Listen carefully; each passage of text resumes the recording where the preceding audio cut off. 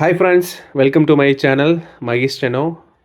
Last வீடியோஸில் எல்லாமே ஒரு செட் ஆஃப் கட்டிங்ஸ் எல்லாமே பார்த்தோம். அதை தொடர்ந்து அடுத்த வீடியோவில் அந்த கட்டிங்ஸ் எல்லாம் யூஸ் ஆகிற மாதிரி ஒரு ஒரு ஜென்ரல் பேசேஜ் ஒன்று பார்த்தோம்.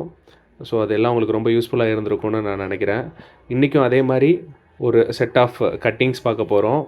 அதுவும் அதுக்கு அடுத்த வீடியோவில் அதே மாதிரி அந்த கட்டிங்ஸ் எல்லாம் யூஸ் ஆகிற மாதிரி ஒரு பேசேஜ் ஒன்று போடுவேன். ஸோ நீங்கள் எப்பப்போல்லாம் நான் வந்து கட்டிங்ஸ் எல்லாம் போடுறேனோ அதை நீங்கள் ப்ராக்டிஸ் பண்ணி வச்சுக்கோங்க. ஸோ தட் நான் ஜென்ரல் பேசேஜ் எப்போல்லாம் போடுறேனோ அதை நீங்கள் ப்ராக்டிஸ் பண்ண ரொம்ப யூஸ்ஃபுல்லாக இருக்கும். அது உங்களுடைய ஹையர் எக்ஸாமை கிளியர் பண்ண ரொம்பவும் யூஸ்ஃபுல்லாக இருக்கும். ஓகே, வாங்க இன்றைக்குள்ள வீடியோவுக்கு நம்ம போகலாம். ஓகே, இன்றைக்கி நம்ம ஃபஸ்ட்டு பார்க்க போகிற வேர்டு வந்து ரெவன்யூ. ரெவன்யூ வந்து யூஸ்வலாக லோயரில் எப்படி போடுவோன்னா RVNU இப்படி போடுவோம், ரெவன்யூ போடுவோம். இப்போ நம்ம வந்து ஒரு 120 150 எழுதணும்னா இப்போல்லாம் போட்டால் எழுத முடியாது நம்மளால் ஸ்பீடை பிடிச்சி. அப்போ ரெவன்யூ எப்படி போடணும்? R போட்டு U போட்டாலே ரெவன்யூ. இப்போ லேண்ட் ரெவன்யூங்கிற வேர்டு வந்து அடிக்கடி ஸ்பீடில் வரும். ஸோ நான் யூஸ்வலாக எப்படி போடுவேன்னா லேண்ட்லேயே RU கட் பண்ணிடுவேன், லேண்ட் ரெவன்யூ. அப்புறம் கலெக்டர் என்ன பண்ணணும்? கலெக்டர்னால் கல்லை டபுள் பண்ணி கீழே 2 போட்டுடணும். கீழே இப்படி 2 அப்பாசிட்டர் மார்க் போட்டால் என்ன அர்த்தம்னா ஏதோ ஊர் பேரோ இல்லை ஏதோ ஒரு பொசிஷனோட பேரோ வருதுன்னு அர்த்தம். Collector, district collector, chief minister, prime minister, ஏதோ ஒரு ஊரோட நேம் அந்த மாதிரி வந்துச்சுன்னா கீழே 2 அப்பாசிட்டர் மாதிரி போட்டுக்கலாம். அப்போ கலெக்டர் என்ன பண்ணணும்? கல்லை டபுள் பண்ணி கீழே 2 அப்பாசிட்டர் போட்டால் கலெக்டர்னு அர்த்தம்.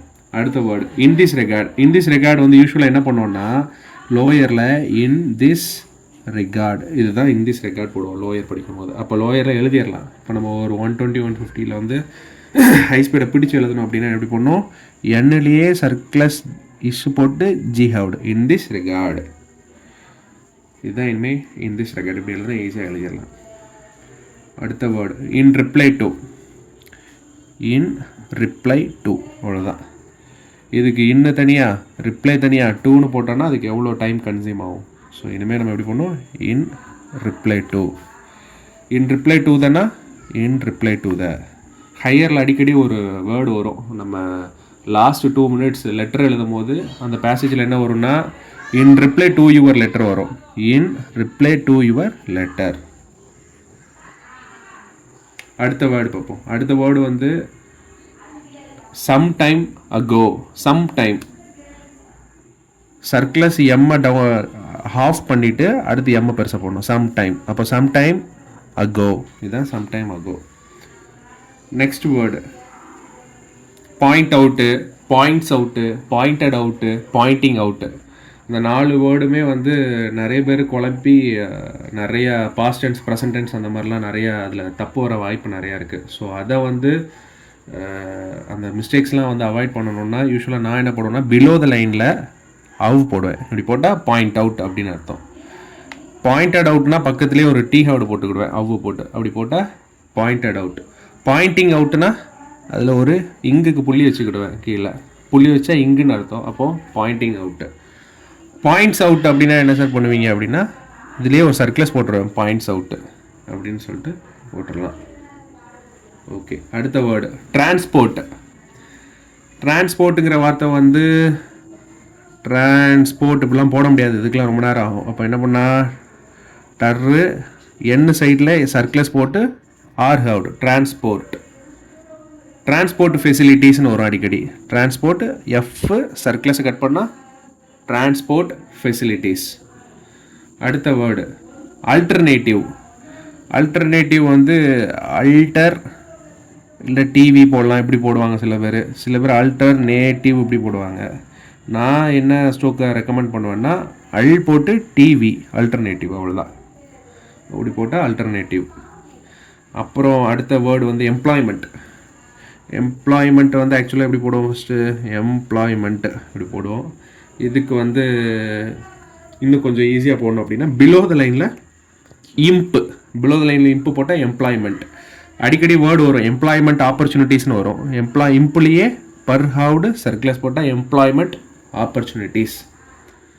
அடுத்த word as a matter of fact. As a matter of fact வந்து யூஸ்வலாக எப்படி எழுதணும்னா இப்படி போடலாம். இது 120 வந்து ஆஸ் எ மேட்டர் ஆஃப் ஃபேக்ட்னா ஒரு ஈஸியான கட்டிங்ஸ் 150 180 எழுதுறவங்க எப்படி போடுவாங்கன்னா சர்க்ளஸுக்கு கீழே கே ஹவுடு போட்டாலே as a matter of fact. ஆனால் இது வந்து ரொம்ப பின்னாடி வந்துட்டு இருக்கோம். ஸ்பீடை இழுத்து பிடிக்கணும்னா ஆஸ் எ மேட்டர் ஆஃப் ஃபேக்ட்னு சொல்லலாம், இல்லை ஆஸ் எ மேட்டர் ஆஃப் கிரேட்னு போடலாம், அந்த மாதிரிலாம் போகும். அதனால வேர்டை வந்து முந்தி போயிடுச்சு ஆஸ் எ மேட்டர் ஆஃப் ஃபேக்ட்னு சொல்லிட்டாங்கன்னா டக்குன்னு இந்த ஸ்ட்ரோக் யூஸ் பண்ணிக்கலாம். இல்லாட்டி நீங்கள் இந்த ஸ்ட்ரோக் தான் யூஸ் பண்ணுற மாதிரி இருக்கும். வாசிக்கிறத பொறுத்து தான் ஸ்பீடை வந்து என்ன ஸ்ட்ரோக் அந்த இடத்துல போடலான்னு. எப்போதுமே நம்மளுக்கு வந்து ரொம்ப ஷார்ட்டான ஸ்ட்ரோக்கும் தெரிஞ்சு வச்சுருக்கணும், அதே நேரத்தில் அதோட ஃபுல் ஸ்ட்ரோக்கும் தெரிஞ்சு வச்சுக்கிறது ரொம்ப நல்லது. அடுத்த வேர்டு வில்லேஜ். வில்லேஜுங்கிற வேர்டு வந்து ஒரிஜினல் ஸ்ட்ரோக் வந்து இதுதான் வில்லேஜ். இப்போ ஷார்ட்டாக எழுதணுன்னா பிலோ த லைனில் வி போட்டால் என்னை பொறுத்த வரைக்கும் வில்லேஜ். அப்போ வில்லேஜஸ்னால் வி போட்டு சர்க்கிளஸ் போட்டால் வில்லேஜஸ். வில்லேஜர்ஸ்னு வரும். அப்போ நான் என்ன போடுவேன்னா இங்கே ஒரு வள்ளு மாதிரி போட்டுக்கூட இல்லை வர்று மாதிரி போட்டு சர்க்கிளஸ் போட்டால் வில்லேஜர்ஸ். ஸோ நம்மளுக்கு மூணுக்குமே ஸ்ட்ரோக் இருக்குது. ஸோ இந்த இதை வந்து பிலோ த லைனில் எழுதினீங்கன்னா எப்போவுமே எந்த தப்பும் வராது. அடுத்த ஸ்ட்ரோக்கு it is necessary. It is நெசசரிங்கிறது வந்து இட் இஸ் நெசசரி இப்படி போடலாம், லோயரில் இப்படி போடுவோம். இப்போ வந்து எப்படின்னா ஒரு 120 படிக்கிறவங்க போடுற ஸ்ட்ரோக் வந்து இதுதான், இட் இஸ் நெசசரி. அப்புறம் வேறு என்ன ஸ்ட்ரோக்கு, பெர்மனண்ட். பெர்மனண்ட் வந்து ரொம்ப பெரிய ஸ்ட்ரோக்காக போகும். பெர்மனண்ட். இதை நான் எப்படி போடுவேன் அப்படின்னா பரில் எம்மை கட் பண்ணிக்கிடுவேன். யூஸ்வலாக வந்து எம்மை கட் பண்ணால் மேனேஜர், ஆனால் பரில் கட் பண்ணால் பெர்மனண்ட்டுன்னு ஞாபகம் வச்சுக்கிடணும். அங்கே போயிட்டு மேனேஜர்னு எழுதி மிஸ்டேக் ஆகிடக்கூடாது. ஸோ தட் நம்ம போடுற ஸ்ட்ரோக்கு நம்ம என்ன தான் கட்டிங்ஸ் போட்டால் கூட நம்மளுக்கு தெரியணும் இது எம்மு போட்டால் இந்த இடத்துல வந்து இல்லை மேனேஜர் வராது, பெர்மனண்ட்டு தான் இது அப்படிங்கிறது தெரியணும். வித் ரெகார்ட் டு த வந்து யூஸ்வலாக எப்படி போடுவாங்கன்னா வித் ரெகார்ட் டு தான் போடுவாங்க. இது ஈஸியாக போடணும்னா வித்துலேயே கர்ஹவுடு the with regard to the. With regard டுனா அவ்வளோதான், ஒன்றும் இல்லை. வித் ரெகார்ட் டுனா வித் கர்ஹவுடு வித் ரெகார்ட் டு. அப்புறம் ஆர்கனைசேஷன் வந்து ஆர்கனைசேஷன் இப்படி போடலாம், ஆர்கனைசேஷன்ஸ்னால் இப்படி போடலாம். இதுவே இன்னும் கொஞ்சம் ஈஸியாக வேணும்னா அபோவ் த லைனில் ஆர்லேயே செக்ஷனுக்கு போட்டால் ஆர்கனைசேஷன்ஸ்னால் இப்படி போட்டால் ஆர்கனைசேஷன்ஸ். அடுத்த ஸ்ட்ரோக்கு அட் த சேம் டைம்னா எப்படி போடலாம், அட்டு போட்டு சேம் டைம் போடலாம். அட் த சேம் டைம் யூஸ்வலாக நான் எப்படி போடுவேன்னா அட் த சேம் டைம் வந்துச்சுன்னா அட்டு போட்டு ஈ ஓவலில் வச்சுட்டோன்னா அட் த சேம் டைம்.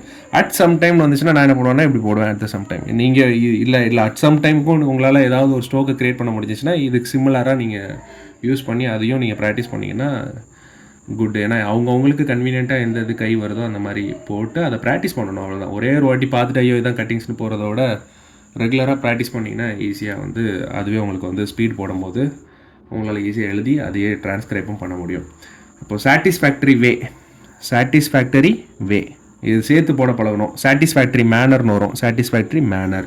இதே இது இன் சச் வே வரும், இன் சச்லேயே வே போட பழகணும். இன் சச் எ மேனர் அப்படின்னு வரும், இன் சச் எ மேனர். இப்படி வந்து வாட்டர் சப்ளை இப்படி எழுதலாம். நான் யூஸ்வலாக எப்படி எழுதுவேன்னா ஒரு 120 ஒரு 150 எழுதும் போது யூஸ்வலாக நான் எப்படி எழுதுவேன்னா வாட்டர்லேயே சர்க்கிளஸ் பி போட்டுருவேன். வீலேயே சர்க்கிளஸ் பி போட்டால் வாட்டர் சப்ளை. இது ரொம்ப ஈஸியாக நிறைய வாட்டி ப்ராக்டிஸ் பண்ணிங்கன்னா இது ரொம்ப இந்த ஸ்ட்ரோக் ரொம்ப யூஸ்ஃபுல்லாக இருக்கும் உங்களுக்கு. அடுத்தது இன் கனெக்ஷன் வித் த. நீங்கள் இன் திஸ் கனெக்ஷன்னா இப்படி போட்டுருவீங்க. இன் கனெக்ஷன் வித் அப்படின்னா எண்ணில் கேயை டிஸ்ஜாயின் பண்ணி ஷன்னு போடணும். இன் கனெக்ஷன் வித் தானே எண்ணில் கேயை டிஸ்ஜாயின் பண்ணி ஷன்னு போட்டு ஒரு தேக் இப்படி போடணும். In connection with the. So இன்றைக்கி நிறையா ஸ்ட்ரோக்ஸ் பார்த்துருக்கோம். இதெல்லாம் ரொம்பவும் யூஸ்ஃபுல்லாக இருக்கும். கண்டிப்பாக இதை நீங்கள் வந்து உங்களுக்கு ரொம்ப யூஸ்ஃபுல்லாக இருக்கணும் அப்படின்னா நீங்கள் தினமும் இதை நோட் டவுன் பண்ணி இதை ப்ராக்டிஸ் பண்ணணும். ஸோ தட் உங்களுக்கு எப்போல்லாம் வந்து ஸ்பீடு காதில் கேட்குதோ அப்போல்லாம் கை போகும். எப்போதுமே ஒன்றே ஒன்று தெரிஞ்சிருக்கணும், கட்டிங்ஸுங்கிறது வந்து அந்த வேர்டை ஸ்பீடாக வாசிட்டா மட்டும் தான் உங்களால் யூஸ் பண்ண முடியும். இந்த கட்டிங்ஸ் எல்லாம் 80ல் வாசிட்டாலோ 60ல் வாசிட்டாலோ யூஸ் பண்ண முடியாது. இது ஒரு 120க்கு மேலே வாசிக்கும் போது தான் யூஸ் பண்ண முடியும். இல்லை அப்போ அந்த வேர்டு வந்து 90லேயே 100லேயே கேட்குற மாதிரி இருந்துச்சுன்னா நீங்கள் ஃபுல் ஸ்ட்ரோக் தான் எழுதணும். நீங்கள் ரொம்ப பின்னாடி வந்துட்டு இல்லை வேர்டு வந்து ரொம்ப முன்னாடி போயிட்டு இருக்கு அதை இழுத்து பிடிக்கணும்னா நீங்கள் இந்த மாதிரி கட்டிங்ஸ் அப்போ யூஸ்ஃபுல்லாக இருக்கும். ஸோ எப்போதுமே நம்ம ரொம்ப கட்டிங்ஸையும் ரொம்ப டிபெண்ட் ஆகி இருக்கக்கூடாது. அது வந்து சில நேரத்தில் ரொம்ப பெரிய ஒரு ஆபத்தில் போய் முடியலாம். ஸோ எப்போதுமே ஒரிஜினல் ஸ்ட்ரோக்கும் நம்மளுக்கு தெரிஞ்சிருக்கணும், ஆஸ் வெல் அஸ் அதோடைய ஷார்ட் கட்டிங்ஸும் தெரிஞ்சிருக்கணும். ஒரு வேர்டுக்கே அல்டர்னேட்டிவாக 2-3 கட்டிங்ஸ் தெரிஞ்சிருக்கிறது ரொம்ப நல்லதாக இருக்கும். ஸோ ஓகே, இதை தொடர்ந்து இந்த கட்டிங்ஸ் எல்லாம் யூஸ் ஆகிற மாதிரியான பேசேஜ் ஒன்று இதை தொடர்ந்து நான் நாளைக்கு அப்லோட் பண்ணுவேன். ஸோ அதுவும் நீங்கள் நிறைய ப்ராக்டிஸ் பண்ணிவிட்டு பண்ணி பாருங்கள். அது உங்களுக்கு ரொம்ப யூஸ்ஃபுல்லாக இருக்கும். என் சேனல் உங்களுக்கு பிடிச்சிருந்ததுன்னா லைக் பண்ணுங்கள், சப்ஸ்கிரைப் பண்ணுங்கள். பாய்.